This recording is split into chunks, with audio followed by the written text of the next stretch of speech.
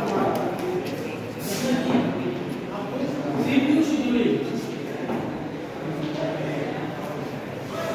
CPU scheduling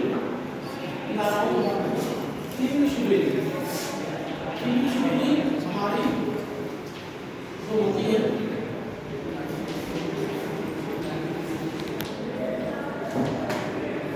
priority scheduling,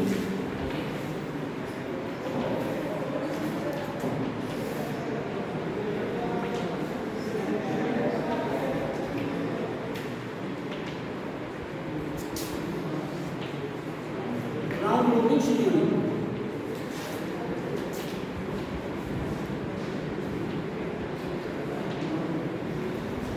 basically हमारी चार तरह की obvious scheduling, short term scheduling वगैरह सारी होती है, लेकिन बेसिकली हमारी यही आती है ज़्यादातर। जिसमें हमारा पहला है first term first serve scheduling, shortest job first scheduling. ये तो प्रायोरिटी शेड्यूलिंग है, ये राउंड रोबिन शेड्यूलिंग है, ये आपकी शॉर्ट फॉर्म में लिखा था, इसलिए को मैंने बताया फुल फॉर्म में कहा था। फर्स्ट कम फर्स्ट शेड्यूलिंग में आपका क्या होता है, जो आपका सीपीयू जो होता है आपका सीपीयू, ये स्विचिंग करना चाहिए बिटवीन प्रोसेसिंग। जब आपकी जॉब या कोई भी पार्ट आता है, जॉब वगैरह आते हैं आपके सिस्टम के द्वारा, तो आपका जो प्रोसेसर है वो स्विच करे बिटवीन जॉब को लेने में, एक्सेप्ट करने में। तो वो किस तरह से एक्सेप्ट करेगा, वो उस तरह का शेड्यूलिंग बताएंगे है कि किस तरह से आपका प्रोसेसर वर्क करे। आपके प्रोसेसर पुराने टाइम में क्या होता था, हमारे टाइम में पुराने टाइम में जो होता था हमारा सिंगल प्रोसेसर होता था। सिंगल प्रोसेसर पे जॉब आया जैसे 1, तो जॉब 1 जिसका प्रोसेसर पे सिंगल प्रोसेसर है, ओल्ड टाइम की बात बता रहा हूँ, तो जॉब 1 जो आया प्रोसेसर के पास आया एग्जीक्यूट होने के लिए, तो आपका प्रोसेसर इसको एक्सेप्ट करेगा। लेकिन जब तक जॉब 2 दोबारा आपका अगर आ गया तो इसको मस्ट हैव टू वेट क्यों करना पड़ेगा, क्योंकि अभी प्रोसेसर 1 ने अभी जॉब को एक्सेप्ट तो कर लिया लेकिन एग्जीक्यूट नहीं किया है, अभी बाहर नहीं निकाला, वो उसको होल्ड करके रखा हुआ।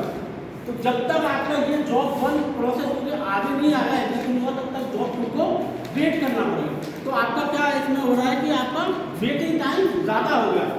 वेटिंग टाइम ज़्यादा होगा तो आपका जो रैम है, रैम का भी पार्ट होता है, प्रोसेसर का दोनों पार्ट होता है। रैम में भी स्टोर आपका डेटा जितनी ज़्यादा देर तक होगा, ज़्यादा देर तक कब होगा, जब आपकी रैम की स्टोरेज ज़्यादा होगी। रैम की स्टोरेज कम होगी तो ज़्यादा से ज़्यादा डेटा स्टोर नहीं होगा, तो वो एग्जीक्यूट रैम भी नहीं कर पाएगा।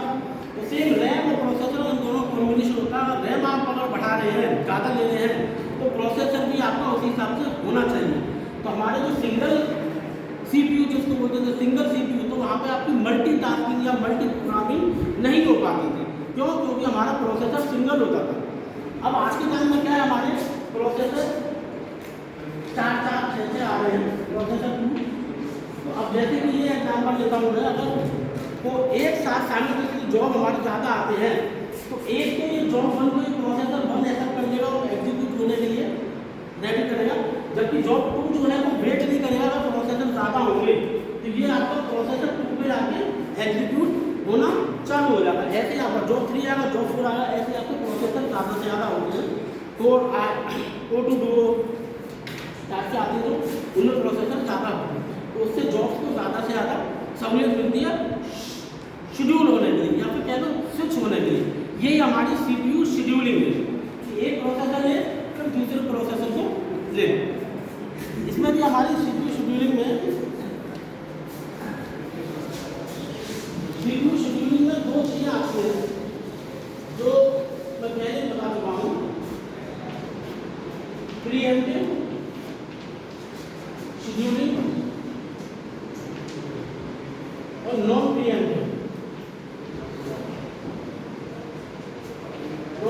शेड्यूलिंग।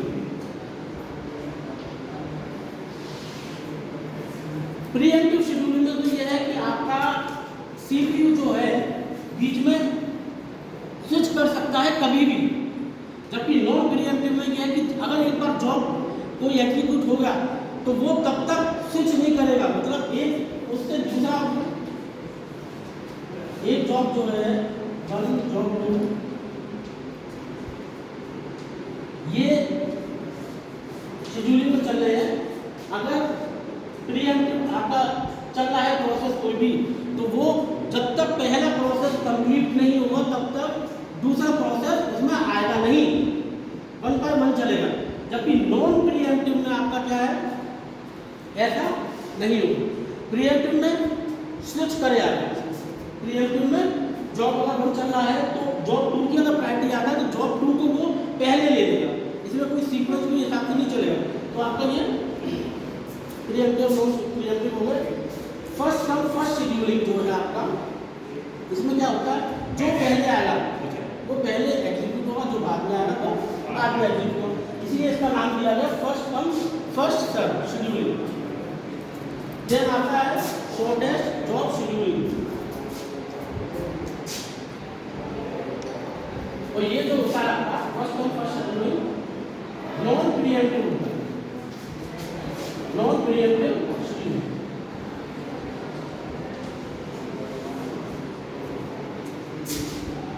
शॉर्टेस्ट जॉब में क्या होगा, जो जॉब आपका छोटा है उसको पहले लिया जाएगा। एग्जांपल के तौर पे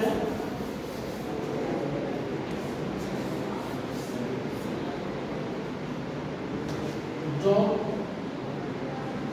आपको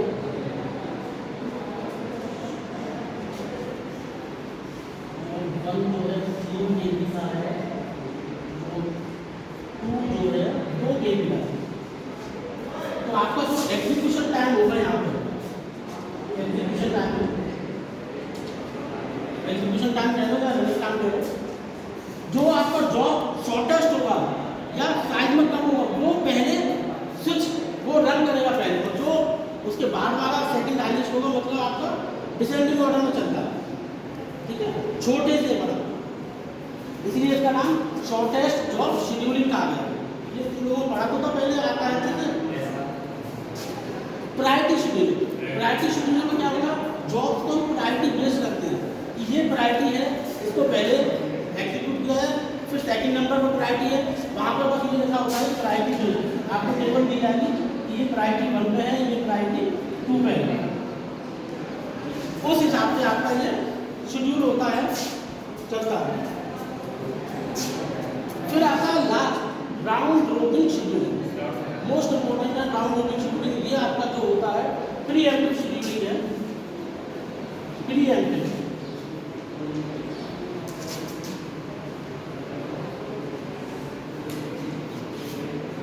राउंड रोबिन शेड्यूलिंग में आपका क्या होता है, स्लॉट्स डिसाइड कर लिया जाता है कि 5 मिलीसेकंड का लेंगे हमने, तो आपका जो राउंड रोबिन शेड्यूलिंग है, जो जॉब्स होंगे आपके जो एग्जीक्यूट होंगे 1 बाय 1, तो ये आपका क्या है प्रीएम्प्टिव, मतलब आपका जब जॉब चल रहा है तो वो स्विच कर जाएगा, पहला चलेगा देन दूसरे पे भी आएगा, फिर तीसरे पे। इट मीन राउंड रोबिन में क्या है, आपका सारे के सारे जितने भी आपके जॉब्स हैं सबको एटलीस्ट 1 टाइम तो मौका मिलेगा, 1 टाइम तो मौका मिलेगा, जबकि आपका फर्स्ट में तो सीधे चलता है, पहला एग्जीक्यूट होगा दूसरा वाला तब तक वेट करेगा, तब तक पहला वाला जॉब कंप्लीट नहीं होता है, जॉब 2 तभी आप आएगा जब जॉब 1 एग्जीक्यूट हो जाएगा। जबकि राउंड रोबिन शेड्यूलिंग में ऐसा नहीं है, अगर ज़्यादा केबी के हैं 10-20 तो 10 वाला पूरा नहीं चलेगा, क्योंकि अगर पूरा चलता है तो फिर दूसरा वाला आपका जॉब 2 है उसको 10 मिलीसेकंड का वेट करना पड़ेगा, जब तक अगर स्लॉट में ना हो तो जब ये पूरा चलेगा तो उसको दूसरे वाले को उतना टाइम तक वेट करना ही पड़ेगा। तो इससे हमारी जो आउटपुट है वो बहुत कम आता है, टर्न अराउंड टाइम भी आपका बेकार हो जाता है, थ्रूपुट भी बिल्कुल बेकार हो जाता है। तो इसलिए हमारा राउंड रोबिन शेड्यूलिंग के अंदर स्लॉट्स डिसाइड कर जाता है कि 5 मिलीसेकंड या 10 मिलीसेकंड का स्लॉट डिसाइड कर दिया। स्लॉट डिसाइड आपको किस में किया था, जो आपका एग्जीक्यूशन टाइम है, मिनिमम जो एग्जीक्यूशन टाइम है उतना तो लेकर चलेंगे, उससे ज़्यादा लेने को तो नहीं। स्लॉट्स के आधार पर चलेगी। फिर वो आपका जो शेड्यूलिंग होगा 1 बाय 1 वो आपका स्लॉट्स के हिसाब से होगा कि इतना तो मिनिमम 5 मिली सेकेंड का तो आपका जॉब 1 एग्जीक्यूट होगा। देन आपका फिर राउंड रोबिन में दूसरा जॉब जो जॉब 2 है वो आपका फिर 5 मिली सेकेंड्स के लिए एग्जीक्यूट होगा। इसी तरह से 5 मिनट जो भी उनका एग्जीक्यूशन टाइम दे रखा हो उस हिसाब से वो 5 करके चलेगा, या कम होगा तो कम चलेगा, लेकिन एटलीस्ट 5 मिली सेकेंड्स का टाइम स्लॉट को लेकर चलेगा। तो राउंड रोबिन शेड्यूलिंग हमारा जो होगा प्रीएम्प्टिव शेड्यूलिंग जॉब का है। और ये आजकल ज़्यादातर इन दिनों राउंड रोबिन शेड्यूलिंग को ज़्यादा प्रायोरिटी दी जाती है, बजाय उनके फर्स्ट और जो शॉर्टेस्ट जॉब शॉर्ट। ये पहले पुराने टाइम में नहीं होती थी, आज की डेट में हमारे राउंड रोबिन शेड्यूलिंग को ज़्यादा यूज किया जाता है। थोड़ा बहुत आपका प्रायोरिटी शेड्यूलिंग को भी बीच में यूज़ कर दिया जाता है, मतलब मिक्सअप भी कर लेते हैं हम लोग कि अगर डिपेंड करता है कि सिस्टम कितना टाइम लगा रहा है एग्जीक्यूट होने में, तो वो जॉब के हिसाब से चलेगा और जॉब जिस हिसाब से है उस हिसाब से वो राउंड को ले लेगा। अगर लगता है कि सिंपली जॉब आपको एग्जीक्यूट करने तो वो फर्स्ट को भी ले लेगा। तो ये सारे एल्गोरिथम हमारी सीपीयू प्रोसेसर के अंदर फीड किया आते हैं कि इस तरह से वर्क करना और इस तरह से एग्जीक्यूट होना। तो ये हमारा सीपीयू शेड्यूलिंग का पार्ट है टॉपिक है।